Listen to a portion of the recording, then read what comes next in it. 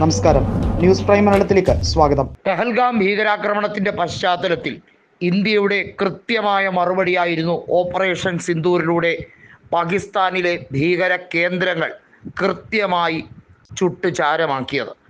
3 സ്ഥലങ്ങളിലെ 9 ഭീകര കേന്ദ്രങ്ങൾ ആക്രമിച്ച് അത് നശിപ്പിക്കുമ്പോൾ പാകിസ്ഥാൻ തിരിച്ചടിക്കാൻ തുടങ്ങിയത് നിരപരാധികളായ ഇന്ത്യയിലെ സാധാരണ സിവിലിയൻസിനെയായിരുന്നു.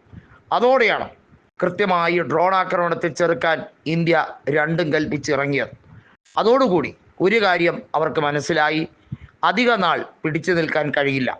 സിന്ധു നദീജല കരാർ അത് ഏകപക്ഷീയമായി റദ്ദാക്കിയതോടെ പാകിസ്ഥാന് കൃത്യമായി ബോധ്യമായി അധിക നാൾ ഇനി പാകിസ്ഥാൻ ഉണ്ടാകില്ല എന്ന തിരിച്ചറിവ് അവർക്കുണ്ടായി. അതുകൊണ്ടാണ് ഈ കരാറുമായി ബന്ധപ്പെട്ട കാര്യത്തിൽ പുനഃപരിശോധന വേണമെന്ന് പറഞ്ഞുകൊണ്ട് കത്തയച്ചത്. ഏതായാലും ഈ കാര്യങ്ങളെല്ലാം തന്നെ വിശദീകരിച്ചുകൊണ്ട് ഇന്ത്യയുടെ ആഭ്യന്തര നിലപാട് എന്താണെന്നും ഇന്ത്യ ലോകത്തോട് പറയാൻ ആഗ്രഹിക്കുന്നത് എന്താണ് എന്നതും വ്യക്തമായി ഇന്ത്യയിലെ പ്രതിനിധി സംഘം ശശി തരൂറിൻ്റെ നേതൃത്വത്തിൽ പുറപ്പെടുകയാണ്. അമേരിക്ക അടക്കം, അതായത് US അടക്കമുള്ള വിദേശ രാജ്യങ്ങളിൽ ഈ കാര്യങ്ങൾ വിശദീകരിക്കും.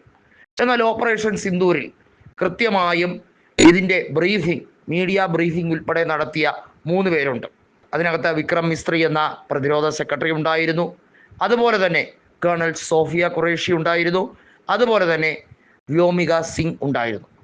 ഇവർ 3 പേരും സംയുക്തമായാണ് വാർത്താ സമ്മേളനങ്ങൾ പലപ്പോഴായി നടത്തിയിട്ടുള്ളത്. ഇന്ത്യയുടെ പ്രതിരോധ സ്പോക്സ് പേഴ്സണും അവസാനം US ഇടപെടൽ ഉണ്ടായിട്ടില്ല എന്ന് വ്യക്തമായി പറയുകയും ചെയ്തു.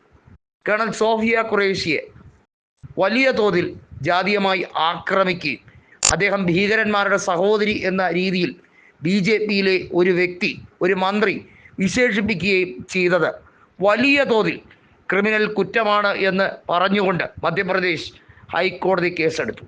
സുപ്രീം കോടതി ഈ വിഷയം പരിഗണിക്കുകയാണ്. എന്തുകൊണ്ട് ഈ കാര്യത്തിൽ മന്ത്രി അറസ്റ്റ് ചെയ്യുന്നില്ല? എന്തുകൊണ്ട് ഈ കാര്യത്തിൽ FIR എടുക്കണമെന്ന കോടതിയുടെ നിർദ്ദേശം പാലിക്കുന്നില്ല? ഇന്ത്യ മുന്നണിക്ക് ചോദിക്കാൻ പലതുമുണ്ട്. പഹൽഗാം ഭീകരാക്രമണവുമായി ബന്ധപ്പെട്ട വിഷയത്തിൽ ഒരു രാജ്യത്തിൻ്റെ ഇടപെടൽ, അതായത് മൂന്നാമതൊരു രാജ്യത്തിൻ്റെ ഇടപെടൽ ഉണ്ടായിട്ടുണ്ടോ എന്നുള്ള കാര്യത്തിൽ വ്യക്തമായിട്ടുള്ള വിവരങ്ങൾ, റിപ്പോർട്ട് ഉൾപ്പെടെയുള്ള കാര്യങ്ങൾ ആവശ്യപ്പെട്ടുകൊണ്ടാണ് പ്രതിപക്ഷം വന്നിരിക്കുന്നത്. പ്രതിപക്ഷം പാർലമെൻറ്റ് സമ്മേളനം അടിയന്തരമായി നടത്തണമെന്ന ആവശ്യവും ഉന്നയിക്കുന്നു. ചില സമയങ്ങളിൽ ഉപരാഷ്ട്രപതി പറയുന്നു പാർലമെൻറ്റിനാണ് പൂർണ്ണാധികാരം, ചില സമയത്ത് പറയുന്നു പാർലമെൻറ്റിൽ പ്രതിപക്ഷം ശരിയായ രീതിയിലല്ല പോകുന്നു.